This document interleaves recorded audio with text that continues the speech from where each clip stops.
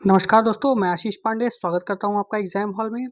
और आज हम दोस्तों अपने इथिक्स सीरीज के चौथे लेक्चर पे आए हैं और आज हम स्टडी करेंगे टॉपिक जिसका नाम है डिटर्मिनेंट्स ऑफ इथिक्स। दोस्तों ये बहुत इंपॉर्टेंट टॉपिक है। इससे आपको पता चलेगा कि जो हमारे इथिक्स है उन्हें कौन कौन से फैक्टर्स हैं जो डिटरमाइन करते हैं, और इसके बारे में हम बहुत ही विस्तार से चर्चा करेंगे, बहुत ही डिटेल में इसकी हम चर्चा करेंगे। तो चलिए शुरू करते हैं। देखिए दोस्तों, सबसे पहले हम डिस्कस करते हैं कि डिटर्मिनेंट होता क्या है। What is a determinant, what exactly is a determinant. दोस्तों, determinant is simply an influencing factor. वो चीजें जो आपको इन्फ्लुएंस करती हैं कुछ करने के लिए, उसे हम डिटर्मिनेंट कहते हैं। तो इसी तरह इथिक्स में हमें जो भी चीजें डिटरमिन करेंगी, हमें जो भी इन्फ्लुएंस करेंगे, जो भी चीजें इथिक्स एथिकल एक्शंस करने के लिए या ना करने के लिए, तो उसे हम डिटर्मिनेंट्स कहेंगे। जैसे फॉर एग्जांपल लीजिए कि यूपीएससी एग्जाम क्लियर करने के लिए क्या क्या डिटर्मिनेंट्स है। Determinants for clearing UPSC exam कौन कौन सी ऐसी फैक्टर्स हैं जो ये बताएंगे कि आपका जो यूपीएससी एग्जाम है वो क्लियर होगा कि नहीं। तो उसमें सबसे पहले आता है हार्ड वर्क। आपको बहुत मेहनत करनी पड़ेगी। मेहनत तो उसका प्री कंडीशन है, आपको पढ़ना है और लोगों से ज़्यादा पढ़ना है और बहुत ही कंसंट्रेशन और मेहनत के साथ पढ़ना है। तो ये पहला कंडीशन है, ये पहला फैक्टर है जो ये डिटरमाइन करेगा कि आप यूपीएससी की परीक्षा में सक्सेसफुल होंगे कि नहीं। दूसरा तो हार्ड वर्क तो है ही, स्मार्ट वर्क भी है, क्योंकि यूपीएससी ओशन है, सागर है, यहाँ बहुत सारी चीज़ें पढ़नी है आपको, बहुत सारी चीज़ें। Everything under the sun is general studies. तो आपको बहुत ही विस्तार रूप से हर चीज़ों को देखना है, लेकिन उनको कैसे छांटना है और क्या इंपॉर्टेंट चीज़ें हैं, क्या टेक्निक्स स्ट्रैटेजी लगानी है जिससे कि आप कम एनर्जी में ज़्यादा आउटपुट दें, उसे हम स्मार्ट वर्क कहते हैं। तो ये भी एक प्री कंडीशन है, ये भी एक डिटर्मिनेंट है कि आपका यूपीएससी निकलेगा कि नहीं, कि आप कितना स्मार्ट वर्क करते हैं, कितनी अच्छी रैंक आपकी आएगी। ये इसी पे डिपेंड करेगा कि आपने कितना हार्ड वर्क तो किया ही है, स्मार्ट वर्क भी कितना किया है। उसके बाद मोटिवेशन। दोस्तों, यूपीएससी परीक्षा निकालने के लिए मोटिवेशन बहुत हाई होनी चाहिए। मोटिवेशन आपकी हाई होगी तभी आप ये एग्ज़ाम क्लियर कर सकते हैं, क्योंकि हो सकता है आपको एग्ज़ाम के वेरियस स्टेजेस में फेलियर्स देखना पड़ जाए। तो आपका मोटिवेशन हाई होगा तभी आप इन फेलियर्स और जितने भी इम्पेडिमेंट्स हैं उनसे आप ओवरकम करेंगे और ये एग्ज़ाम क्लियर करेंगे। And last but not the least, luck. दोस्तों, लक की ज़रूरत तो इस एग्ज़ाम में है ही, आप माने चाहे ना माने। तो दोस्तों, ये मैंने एक एग्जाम्पल दिया है कि यूपीएससी के लिए क्या क्या डिटर्मिनेंट होता है। तो अब आप समझ रहे होंगे कि डिटर्मिनेंट वो फैक्टर्स होते हैं जो हमें किसी एक्टिविटी को करने या ना करने के लिए प्रेरित करते हैं, इन्फ्लुएंस करते हैं। अब हम आते हैं डिटर्मिनेंट ऑफ इथिक्स पे। डिटर्मिनेंट ऑफ इथिक्स क्या होता है दोस्तों? Determinant of ethics are the factors that influence और शेप एन इंडिविजुअल्स और सोसाइटी इथिकल स्टैंडर्ड्स। दोस्तों, इथिक्स एक जो इंट्रोडक्टरी क्लास थी उसमें हमने इथिकल स्टैंडर्ड्स की बात की थी, प्रिंसिपल्स की बात की थी। तो उन प्रिंसिपल को ऐसी कौन सी चीज़ें हैं जो इन्फ्लुएंस करती हैं, ऐसी कौन सी चीज़ें सोसाइटी या इंडिविजुअल लेवल पे होता है जो उसे उन स्टैंडर्ड और प्रिंसिपल्स को फॉलो करने के लिए प्रेरित करती हैं, उसे हम डिटर्मिनेंट ऑफ इथिक्स कहते हैं। ये जो डिटर्मिनेंट है वो दोस्तों एक्सटर्नल भी हो सकता है, इंटरनल भी हो सकता है। अब देखिए दोस्तों, हम लोग देखेंगे कि क्या क्या चीज़ें आती हैं डिटर्मिनेंट ऑफ इथिक्स में। देखिए दोस्तों, सबसे पहले आती है इंडिविजुअल पर्सनैलिटी। आपकी जो पर्सनैलिटी है वो बहुत हद तक डिटरमाइन करेगी कि आपके जो इथिक्स, आप कितने इथिकल होंगे या अनइथिकल होंगे। जैसे देखिए, पर्सनैलिटी क्या होती है, पर्सनैलिटी के बारे में बताते हैं। Set of traits and behaviour of a person. Simply आपका जो कुछ ट्रेट्स और बिहेवियर जो आप समाज में, अपनी फैमिली में, अपने सोसाइटी में दर्शाते हैं, उसे आपकी पर्सनैलिटी कहा जाता है। ये इनबॉर्न भी होती है और उसे इनकलकेट भी किया जाता है। मतलब आप पैदाइशी हो सकता है, आपकी कोई पर्सनैलिटी, कोई आपके पर्सनैलिटी का स्वरूप आप पैदाइशी आपके अंदर हो, या हो सकता है आपने उसे लर्न किया है, सीखा है सोसाइटी से।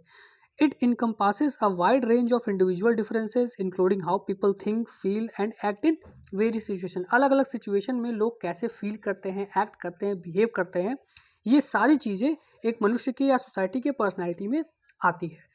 अब इस पे देखते हैं, एग्जाम्पल लेके समझने की कोशिश करते हैं कि पर्सनैलिटी इथिक्स को कैसे डिटरमाइन करती है। तो चलिए देखिए, कुछ पर्सनैलिटी के जो प्रकार हैं उसकी बात हम करेंगे और वो कैसे इथिक्स को डिफाइन करेगी ये भी हम बात करेंगे।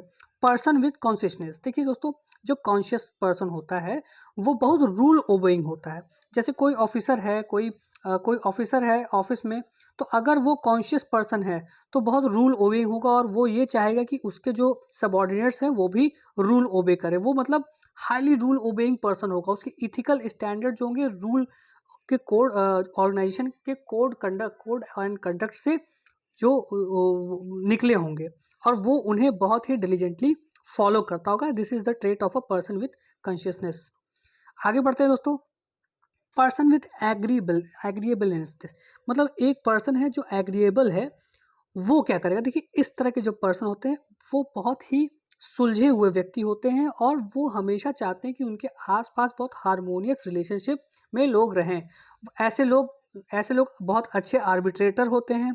वो दो लोगों के बीच के जो रेजोल्यूशन होते हैं उनको सुलझाते हैं। बहुत अच्छे लीडर्स होते हैं, अपने ऑफिस में लीड करते हैं, अपनी टीम को बहुत अच्छी तरीके से वो बहुत ही अच्छे तरीके से मोटिवेट रखते हैं और कोई भी डिफरेंसेस जो टीम में होती है उसको बहुत अच्छे तरीके से सुलझाते हैं। ये होती है क्वालिटी जो एग्रीबलनेस पीपल हैं उनकी। तो उनके इथिकल स्टैंडर्ड्स क्या होते हैं दोस्तों? उनकी इथिक्स ये होती है कि हारमोनियस रिलेशनशिप लोगों के बीच में रहे, लोग लड़े झगड़े ना, एंड पीसफुली नॉन वायलेंट तरीके से अपना काम करें। इसके लिए ये हमेशा हमेशा कोशिश करते रहते हैं। नेक्स्ट दोस्तों आते हैं न्यूरोसिटिज्म। देखिए दोस्तों, ये जो लोग होते हैं ये हमेशा एथिकल डिलेमास फेस करते हैं हमेशा, क्योंकि ये बहुत कंफ्यूज होते हैं, एंजाइटी होता है और हमेशा सेल्फ डाउट में होते हैं। इनकी एथिकल डिलेमा की जो लेवल होती है बहुत हाई है। वो दो सही या दो गलत में कभी चुनाव नहीं कर पाते हैं। जैसे एग्जाम्पल के तौर पे कि अगर आपका कोई ऐसा न्यूरोसिटिक्स पर्सन हो और उसका बच्चा को फीवर हो, हल्का फीवर हो और उसको ऑफिस भी जाना हो, ऑफिस में कोई अर्जेंट काम हो, तो वो बहुत डाउट में रहेगा कि वो ऑफिस का अर्जेंट काम देखे कि बच्चे का जो माइल्ड फीवर आ रहा है उसके लिए उसको कुछ दवा ववा ला के दे दे। वो ये सोचेगा कि माइल्ड फीवर आ रहा है, शाम तक ठीक हो जाएगा, कोई दिक्कत नहीं है, मैं ऑफिस से काम कर लेता हूँ। लेकिन फिर वो हो सकता है उसके मन में गतिरोध चलने लगे कि हो सकता है ये फीवर बढ़ जाए, बच्चे की तबीयत ज़्यादा खराब हो जाए, तो मुझे इसको दिखाना चाहिए, और इन्हीं सब चीज़ों में वो कंफ्यूज रहता है। तो ये एक पर्सनालिटी है जो डिलेमा में जो हमेशा डिलेमा में जीते हैं, जो हमेशा डिलेमा में रहते हैं, उन्हें न्यूरोसिटिक्स पर्सन कहते हैं। अब देखिए एक्सट्रोवर्ट लोग होते हैं। एक्सट्रोवर्ट क्या करते हैं दोस्तों? ये हर जगह हर सोसाइटी को अडेप्ट कर लेते हैं बहुत आराम से। वो कहीं भी जाते हैं, किसी भी वर्क कल्चर में अपने आप को अडेप्ट कर लेते हैं, एक्सेप्टेबल रहते हैं। वो अपनी इथिक्स और जो जो बाहरी दुनिया है, बाहर की सोसाइटी से, उनकी इथिक्स को एक समान देखते हैं और उसे अपने लाइफ में लाने में बिल्कुल भी हिचकिचाते नहीं है। एक्सट्रोवर्ट लोग होते हैं, ये अपने बारे में लोगों को बताना, लोगों के बारे में जानना ये बहुत पसंद करते हैं। इसी का अपोजिट इंट्रोवर्ट होता है दोस्तों। इंट्रोवर्ट जो होते हैं वो जल्दी कहीं अडेप्ट नहीं करते, अपना कंफर्ट जोन छोड़ के नहीं जाना चाहते हैं। तो उनकी पर्सनैलिटी ये कहती है कि जो उनका इथिकल लेवल स्टैंडर्ड्स है उसे ना छोड़ के वो दूसरों के इथिक्स को कभी अपनाना नहीं चाहते। ऐसे वो लोग इंट्रोवर्ट होते हैं। लेकिन वो लोग जो अपने समाज के इथिक्स और बाहरी दुनिया की इथिक्स के लिए भी ओपन रहते हैं, उन्हें हम एक्सट्रोवर्ट कहते हैं। नेक्स्ट है दोस्तों मैकियावेलियनिज्म। देखिए दोस्तों, मैकियावेलियनिज्म क्या होता है? विलन आपने सुना होगा। ये जो विलन टर्म है, विलेन जो टर्म है, ये इसी शब्द से आया है दोस्तों। विलेन टर्म, मैकियावेलियन पर्सन वो होता है जो अपने इंटरेस्ट को बाकी सारे इंटरेस्ट के से एथिकल स्टैंडर्ड से ऊपर रखता है। A tendency to prioritise general gain और एथिकल कंसिडरेशन, इसे हम मैकियावेलिज्म पर्सन कहते हैं। और ये हमेशा ईविल का दर्शायक होता है। हमेशा हम इससे ईविल को हम क्या कहते हैं, ईविल को हम उसको बताते हैं कि ये जो मैकियावेलिस्ट पर्सन है वो ईविल पीपल हैं। जैसे कि दुर्योधन हो गए, उसका इंटरेस्ट महाभारत में सबसे ऊपर था। सारे एथिकल स्टैंडर्ड्स को जानते हुए भी वो अपना जो पर्सनल स्टैंडर्ड है, पर्सनल जो अपना उसको पर्सनल ग्रीड उसका जो होता है वो सबसे ऊपर रहता है। और ये कोई भी एंड को पाने के लिए ये मीन्स की बारे में नहीं सोचते हैं। वो किसी भी तरीके से जो चाहते हैं वो हासिल करना चाहते हैं, वो है चाहे वो तरीका सही हो चाहे गलत हो। तो ऐसे लोगों को हम मैकियावेलिज्म पीपल कहते हैं। अब आते हैं दोस्तों नेक्स्ट रिटायरमेंट पे फैमिली। देखिए दोस्तों, फैमिली जो होती है वो हमारी एक बहुत बड़ा जरिया है इथिक्स का। कैसे? चलिए एग्जांपल देते हैं। कुछ जो एथिकल ट्रेड्स हैं उनको लेके हम समझने की कोशिश करते हैं कि फैमिली हमें कैसे एथिकल बनाती है। चलिए, जैसे एक बच्चा है वो अपनी माँ के साथ बस में जा रहा है। अब कंडक्टर ने क्या किया कि माँ को गलती से 20 रुपये ज़्यादा दे दिए। बच्चे ने देखा, माँ को पता है, कंडक्टर देके चला गया। अब माँ अगर उस कंडक्टर को 20 रुपये वापस कर देती है तो बच्चा ये सोचेगा कि इट इज़ वेरी हमें किसी का पैसा गलत तरीके से अपने पास नहीं रखना चाहिए। And it is not right to keep 20 rupees of a person who has given that money to you, और गलती से उसने ये पैसा दे दिया है। तो बच्चा यही सोचेगा कि भैया ये जो पैसा रखना गलत है, और माँ ने उसको बुलाया और पैसा दे दिया, तो बच्चा भी ये ऑनेस्टी जो ये सीखेगा, और इससे इससे ऑनेस्टी वाली जो ट्रेट है वो बच्चे के अंदर और बढ़ेगी। एट द सेम टाइम अगर माँ ने पैसे रख लिए होते तो बच्चा ये सोचता कि it is perfectly all right to keep money. अगर सामने वाले को पता नहीं है तो ये ट्रेट इसके अंदर कम होती।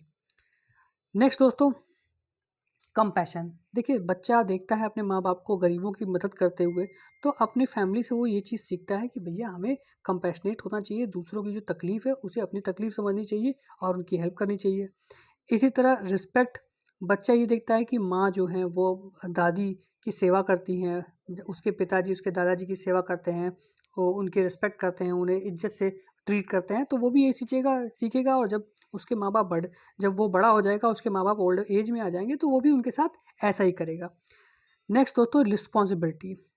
दोस्तों, जैसे कि मान लीजिए ये बच्चा है, स्कूल में अपनी बॉटल भूल जाता है, तो माँ इसको डांटती है, पनिश करती है कि आपको अपनी बॉटल नहीं भूलनी है। तो इससे क्या होता है कि बच्चे के अंदर एक सेंस ऑफ रिस्पॉन्सिबिलिटी आती है कि उसकी जो चीज़ें हैं उसे वो नहीं भूलनी है, उसका ख्याल रखना है। और यहाँ पे माँ का जो रोल है वो ये रिस्पॉन्सिबिलिटी वाली जो एथिकल स्टैंडर्ड है वो अपने फैमिली के बच्चों को सिखाने में बहुत ही कारगर है, और पनिशमेंट के थ्रू ये सिखा सकती हैं कि इस तरह की गलती उन्हें दोबारा नहीं करनी चाहिए। इंटीग्रिटी, देखिए दोस्तों, मान लीजिए एक बच्चा है, वो अपने फादर के साथ कहीं रात में रोड पे जा रहा है, फिर अचानक से ट्रैफिक लाइट लग जाती है, उसके फादर गाड़ी रोक देते हैं। बच्चा पूछता है कि पापा आप तो चल सकते हैं, यहाँ तो कोई गाड़ी भी नहीं आ रही है, कोई आपको देख नहीं रहा है। तो फादर उसके बोलते हैं कि नहीं बेटा, रेड लाइट है तो हमें रुकना है।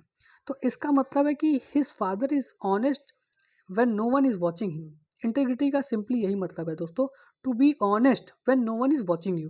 तो इसीलिए बच्चे को भी लगता है कि हमें हमेशा ऑनेस्ट रहना चाहिए, हमें हमेशा हाई एथिकल स्टैंडर्ड्स और मोरल्स फॉलो करना है, no matter what the situation is. तो इसमें दोस्तों बच्चा इंटीग्रिटी सीखेगा। अब दोस्तों आते हैं कुछ गलत इफेक्ट पे। मान लीजिए फैमिली है, अच्छी चीज़ें के साथ साथ गलत चीज़ें भी बच्चे सीखते हैं। जैसे कि मान लीजिए फादर अगर घर पे हैं और फादर के ऑफिस से फ़ोन आ गया, तो फादर ने अगर बच्चे को बोला कि आप बोल दो कि पापा घर पे नहीं है, तो बच्चा फादर के ऑफिस में बोलता है कि पापा घर पे नहीं है, तो बच्चे को ये लगेगा कि it is perfectly all right to tell lie, कि अगर पापा घर पे हैं और अगर मैं ऑफिस में झूठ बोल दूँ, तो ये एक गलत चीज़ है जो बच्चा सीखेगा कि हाँ, कभी कभी झूठ बोलना सही है। तो ये एक ये डिटर्मिनेंट्स हो गए कि हमारी फैमिली कैसे हमको इथिक्स सिखाती है। अब आते हैं दोस्तों पीयर ग्रुप। दोस्तों देखिए, पीयर ग्रुप क्या है कि जो आपके साथी सहपाठी हैं वो भी आपको इथिक्स सिखाते हैं। कैसे सिखाते हैं देखते हैं।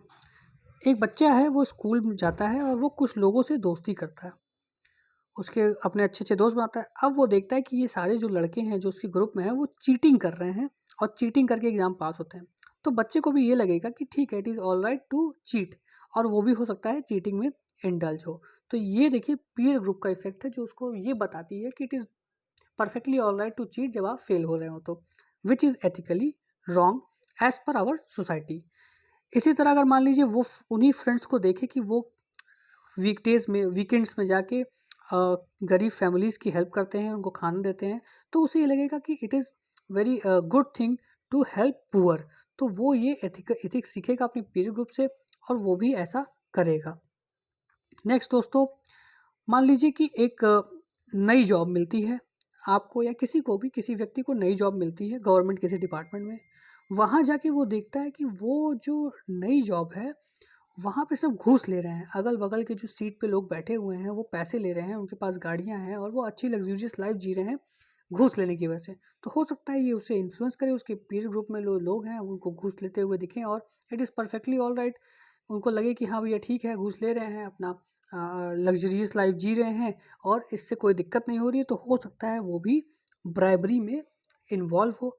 तो यहाँ जो ऑफ़िस का पीयर ग्रुप है वो उसे ये सिखा रहा है कि हमको घूस लेना कोई गलत बात नहीं है और हम घूस ले सकते हैं। तो this is another example of ethics. अब दोस्तों हम अगले डिटर्मिनेंट पे आते हैं, लाइफ चेंजिंग इवेंट। तो अब दोस्तों लाइफ चेंजिंग इवेंट के बारे में हम देखते हैं कि लाइफ चेंजिंग क्या को हमारे जीवन में बहुत सारे ऐसे इवेंट्स होते हैं जो हमारी लाइफ पे बहुत असर डालते हैं। तो असर डालने की वजह से वो हमारे जो इथिकल जो हमारा सोच है उसको वो चेंज कर देते हैं। तो देखते हैं हम कि लाइफ चेंजिंग इवेंट्स क्या होता है और वो कैसे हमारी इथिक्स पे असर डालते हैं। आप सब ने पठान मूवी देखी होगी, जिसने नहीं देखी होगी तो उसकी एक सीन की हम बात करते हैं और कैसे कुछ इवेंट्स जो लाइफ में है वो होने के बाद आदमी के जो एथिकल स्टैंडर्ड्स है वो चेंज हो जाते हैं। हम बात करेंगे जॉन अब्राहम की। दोस्तों पठान मूवी में विलन बनने से पहले जॉन अब्राहम एक कट्टर देशभक्त थे, रॉ के एजेंट थे और रॉ के लिए काम करते थे, अपने देश के लिए मरने मिटने के लिए तैयार थे। लेकिन होता यूँ है कि जॉन अब्राहम को हॉस्टाइल कंट्री पकड़ लेती है और उनकी वाइफ को भी पकड़ लेती है। वाइफ इनकी प्रेग्नेंट रहती है और जो हॉस्टाइल कंट्री रहती है वो इंडिया से कुछ पैसों का डिमांड करती है अपने एजेंट के बदले में, और ये कहती है कि एजेंट के बदले में वो पैसे दे दे तो एजेंट उनको वो छोड़ देंगे और अ, और और इसकी वाइफ को भी, सबको वो छोड़ देंगे सही सलामत। लेकिन जो इंडियन रॉ एजेंसी होती है उनका ये फंड उनका ये प्रोफेशनल एथिक्स ये होता है कि भैया अगर हमारा एजेंट पकड़ा जाता है तो हमें इसे पहचानने से इनकार कर देना है। तो जो रॉ के जो बॉस हैं, जो बॉसेज हैं, उन्होंने कहते हैं कि भैया ऐसा कोई आदमी हमारे नहीं है जिसको तुमने पकड़ा है, we don't know anyone with this name. और इनके जॉन अब्राहम की आंखों के सामने उनकी वाइफ को गोली मार दी जाती है जो प्रेग्नेंट रहती है, और इससे इनके लाइफ में बहुत ही प्रतिकूल असर पड़ता है और ये बहुत ही विचलित हो जाते हैं इससे। और विचलित होने के बाद उनको ये लगता है कि पैट्रियोटिज्म ये सारी चीज़ें बेकार की हैं, इट इज़, और वो अपने देश से ही बदला लेना चालू करते हैं और वो फिर एक विलन बन जाते हैं जो कि मूवी में दिखाया गया। तो एक इवेंट ने इनको पैट्रियोटिस्ट से ट्रेटर बना दिया। कैसे ये इवेंट इनकी, तो आप देख सकते हैं कैसे ये इवेंट इनके एथिकल स्टैंडर्ड्स को डिस्प्रपोर्शनेटली बदल दिया। ऐसे ही देखिए, मान लीजिए एक व्यक्ति है वो आईएएस ऑफिसर बनता है। आईएएस ऑफिसर वो क्यों बनता है? वो देखता है कि भैया आईएएस ऑफिसर का जो लाइफ स्टाइल है वो बहुत ही लग्जूरियस है, उसको बड़ा सा बंगला मिलता है, काफ़ी गाड़ियाँ मिलती है, नौकर चाकर होते हैं। इसको देख के वो आईएएस बनने के लिए एग्ज़ाम देता है और आईएएस बन जाता है। लेकिन जब वो जॉब में आता है तो वो देखता है कि उसके डिस्ट्रिक्ट में लोग बहुत ही पॉवर्टी में जी रहे हैं, बहुत ही भूखे हैं, उनके बच्चे बहुत ही भूखे हैं, उनको 2 वक़्त की रोटी नहीं मिल पाती है खाने के लिए। और वो ये भी देखता है कि उसके वो जो पॉलिसीज़ और डिसीज़न्स लेता है उससे इनकी लाइफ में बहुत बदलाव आता है। तो उसकी एक डिसीज़न से ये इन गरीब लोगों की लाइफ में डिस्प्रपोर्शनेट बदलाव आया और इनको रोज़ी रोटी मिलने लगी। तब उसकी जो वो आईएएस ऑफिसर है उसका जो सोच है अपने जॉब के प्रति वो बदल जाता है।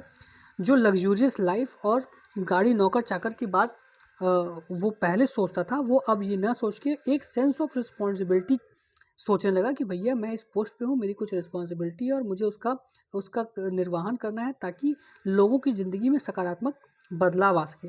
दोस्तों इसीलिए गवर्नमेंट जो न्यूली रिक्रूटेड आईएएस होते हैं उनको 10 साल कम से कम फील्ड में रखती है कि आप जो ग्राउंड रियलिटीज़ है उनसे रूबरू हों, उनको जानें, उसके बाद आप सेक्रेटेरिएट में आएँ जहाँ से आप इनके लिए कुछ फैसले ले सकते हैं। तो दोस्तों ये है चेंजिंग इवेंट्स, जो हमारा नज़रिया जो हम देखते हैं जिससे हमारा नज़रिया बदलता है। जो हम आँखों के सामने देखते हैं दोस्तों वो हमारी लाइफ में बहुत इफ़ेक्ट डालता है, उससे हमारा नज़रिया भी बहुत बदलता है। जैसे आप एक समझ लीजिए कोई व्यक्ति है वो खुले में शौच करता है हमेशा। खुले में शौच करने से क्या होता है, उसको कोई दिक्कत नहीं है, लेकिन जब वो बार-बार स्वच्छ भारत अभियान का ऐड देखता है कि खुले में शौच करना ख़राब है, खुले में शौच नहीं करना चाहिए, तो उसके जो एटीट्यूड है उसके मन में परिवर्तन आता है और वो ऐसा करने से बचता है बार-बार। तो ये भी एक एटीट्यूड, चेंज इन एटीट्यूड की बात हो गई जो हम एटीट्यूड वाले चैप्टर में पढ़ेंगे। लेकिन इवेंट्स लाइफ में ऐसे होते हैं जो आपके सामने हो, कुछ घटनाएँ ऐसी होती हैं जो आपके एथिकल जो स्टैंडर्ड और प्रिंसिपल्स हैं उनको बदल देती हैं। अब देखिए दोस्तों सिचुएशन की बात करेंगे। सिचुएशन भी दोस्तों एथिक्स को हमारे डिटरमाइन करने में बहुत इंपॉर्टेंट रोल निभाती हैं। कैसे? समझ लीजिए एक व्यक्ति है जो अपनी लड़कियों को पढ़ाना चाहता है, वो चाहता है कि हमारी लड़कियां भी हमारे लड़कों के बराबर पढ़ें। आप समझ लीजिए ये व्यक्ति अफ़गानिस्तान में रहता है और जो पुरानी गवर्नमेंट थी उसमें ये इसने फैसला किया कि अपने बेटियों को भी इक्वल शिक्षा देगा अपने बेटों के बराबर। लेकिन तालिबान गवर्नमेंट आ जाती है। तालिबान गवर्नमेंट क्या करती है कि लड़कियों को पढ़ाना नहीं है, अगर पढ़ाओगे तो गोली मार देंगे। तो ऐसा सिचुएशन आ जाता है जिसमें कि ये व्यक्ति ये तो सोचता है कि भैया मैं अपनी बेटियों को पढ़ाऊँगा, लेकिन तालिबान के थ्रेट की वजह से वो अपनी बेटियों को नहीं पढ़ाता है, डर की वजह से अपनी बेटियों को नहीं पढ़ाता है। तो कभी-कभी जो आपके सिचुएशन है वो भी डिटरमाइन करते हैं कि आपका एथिक्स कैसा होगा। अगर आप मान लीजिए पर्सन ऑफ रैशनैलिटी क्वालिटी हैं, लेकिन सिचुएशन आपको अलाउ नहीं कर रही है कि आपको इस तरह का होना है, तो आप सिचुएशन के अनुसार ही अपने एथिक्स और प्रिंसिपल्स को बदल लेते हैं। इसी तरह देखिए, कोई व्यक्ति ये देखता है कि उसकी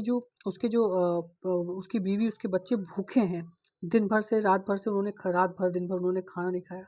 तो हालाँकि उसको तो पता है कि चोरी करना गलत है, लेकिन वो चोरी करता है, वो स्टील करता है ताकि वो अपने भूखे बच्चों का अपनी पत्नी का पेट भर सके। तो ये एक ऐसी सिचुएशन है जो ये कह रही है कि भैया अगर तुम चोरी नहीं करोगे तो ये भूखे मर जाएँगे। तो यहाँ भी इसके जो एथिक्स हैं वो बदल जाते हैं, और जो स्टीलिंग इज़ बैड, ये जो चीज़ें हैं वो उसके लिए कोई मायने नहीं रखती। उसके लिए सबसे पहले ये मायने रखता है कि उसका जो परिवार है उसका पालन-पोषण हो सके। अब अगला आता है दोस्तों प्रोफ़ेशन। देखिए दोस्तों, प्रोफ़ेशन भी काफ़ी हद तक डिटरमाइन करता है कि हमारा एथिकल स्टैंडर्ड क्या होगा। एक एग्ज़ाम्पल लेते हैं, जैसे एक आदमी है, वो गांधीयन फ़िलॉसफ़ी से प्रेरित है। उसको वो नॉन वायलेंस में बिलीव रखता है। वो गांधी जी की जो नॉन वायलेंट फ़िलॉसफ़ी है, वो उसे बहुत इसलिए अच्छी लगती है, वो उसे अपने लाइफ़ में भी अपनाना चाहता है। लेकिन वो ऐसी फैमिली से है जिसमें सब लोग मिलिट्री में सर्व किए हैं, और इसीलिए वो भी मिलिट्री में नौकरी करने लगता है, मिलिट्री को ज्वाइन कर लेता है।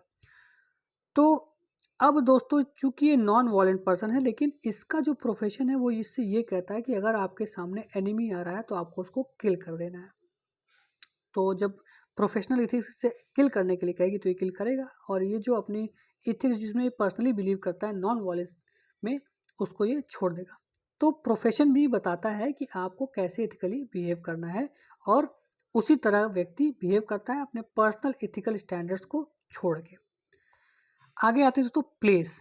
देखिए दोस्तों, प्लेस भी बहुत इम्पॉर्टेंट एक फैक्टर है, डिटर्मिनेंट है एथिक्स का। जैसे ले लेते हैं हम अबॉर्शन। तो अबॉर्शन इंडिया में 24 वीक तक परफेक्टली ऑल राइट है। अगर 24 वीक की प्रेगनेंसी है और कोई अगर रीज़न है तो आप अबॉर्ट कर सकते हैं। लेकिन कुछ कैथोलिक कंट्रीज जो हैं वहाँ पे अबॉर्शन एकदम मना है, जैसे आयरलैंड जैसी कंट्री में अबॉर्शन एकदम मना है। तो अबॉर्शन यहाँ एथिकल है इंडिया में, वहाँ हाईली अनएथिकल है। तो ये एक एग्जांपल है। दूसरा एग्जांपल देखिए, यहाँ दोस्तों इंडिया में अगर आप स्प्लिट करते हैं तो हालांकि आपसे एडवाइजेबल होता है, ये आपसे उम्मीद की जाती है कि आप पब्लिक में स्प्लिट नहीं करेंगे, लेकिन इसके लिए कोई सज़ा नहीं है। कहीं कहीं 500 रुपये की सज़ा होती है, लेकिन वो बहुत कम ही लोग हैं जिन पे ये इम्प्लीमेंट होता है।